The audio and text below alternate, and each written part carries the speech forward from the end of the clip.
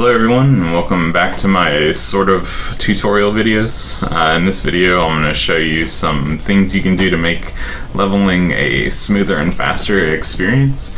Some of this advice does require a little bit of money, so if you're just starting your very first character, you might need to slog through a few of the renown hearts in the starting zone before you can purchase some of these items. So I've just finished the introduction mission for the Norns, and I'm getting ready to start leveling. However, before I start killing things, I'm going to go ahead and turn around and head into Holbreck, the Norn capital city. The capitals have a ton of convenient vendors and portals to other cities, so it's good to familiarize yourself with them. In fact, if you fully explore the city, you'll get a wardrobe transmutation charge and some experience, so you're actually rewarded with in-game items for exploration. So the first thing I'm going to do is purchase a weapon and some armor. The game of course starts you with some items, but they're the bare minimum, and the weapon you're using might not have the moveset that you're looking for. So in this case I'm going to pick up a scepter. Eventually we'll be able to wield some items in our offhand, but until we unlock those skills, just stick with one weapon. Right next to the weaponsmith is the armor smith, and since I'm a necromancer, I'm going to purchase the light armor set. I actually ended up purchasing the backpack straps. You don't need to buy these since they don't actually give any bonuses. At this early stage of the game, they're basically just a way to have some cosmetic backpacks. Once you're done selling, or once you're done buying stuff, you can sell old items to the vendor.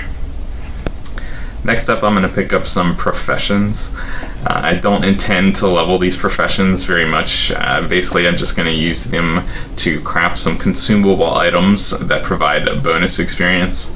The first profession is going to be huntsman, and the next is the chef profession. Each of the main cities will have these vendors where you can learn professions, and each character can only have 2 professions.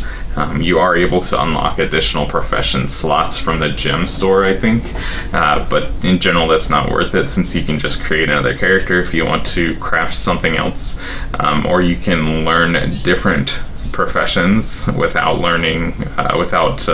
losing your progress on existing professions.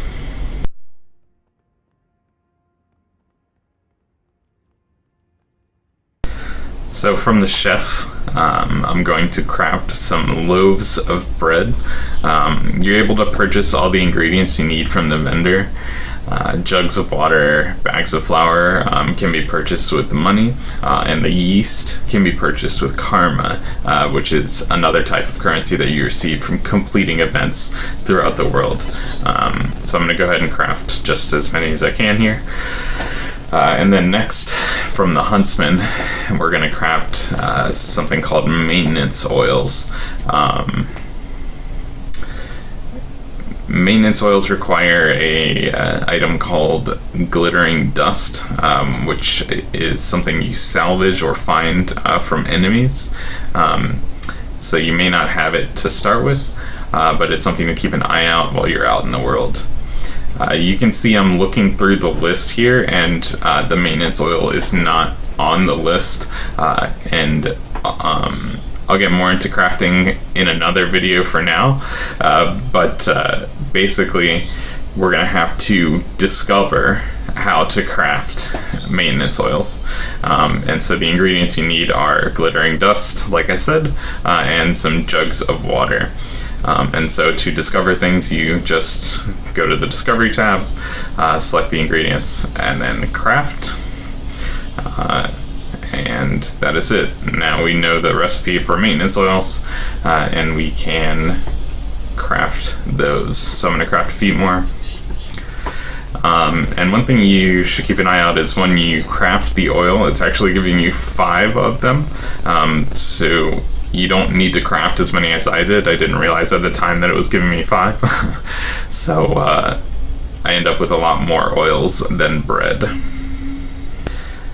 Next up, we're going to need some inventory space. If you open up the Blackline trading post, either with O on the keyboard or clicking the lion icon along the top, you're able to pretty easily purchase items from other players.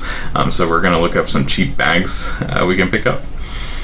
These 8-slot bags should be enough for now, but if the 26 copper is a little steep for you, then the 5-slot bags that were at the top of the list are still cheaper and better than the bags you can purchase from NPC vendors. And funnily enough, because I leveled from crafting, I got a 4-slot bag, but we're not going to use that. When you buy or sell items at the trading post, you have to actually physically go to a Black Lion trader in order to pick up your items and money. So you have to run a little further to get to the actual vendor, and we can pick up those items.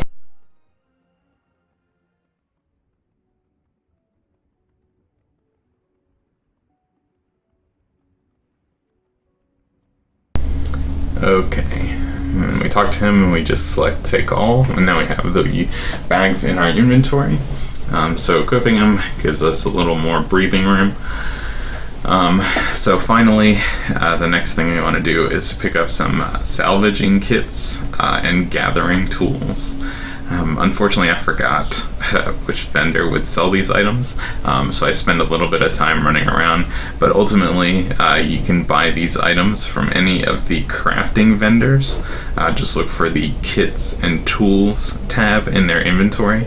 I end up buying the basic salvage kits, but in the beginning of the game the crude kits should be more than enough. Similarly, the copper gathering tools are plenty for the starting areas.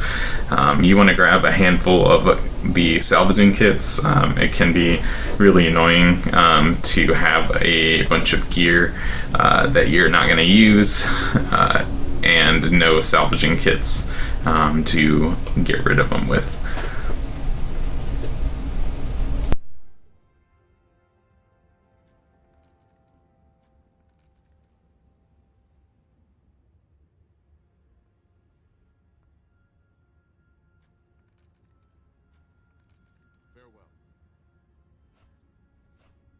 And with that, we are finally ready to start killing stuff.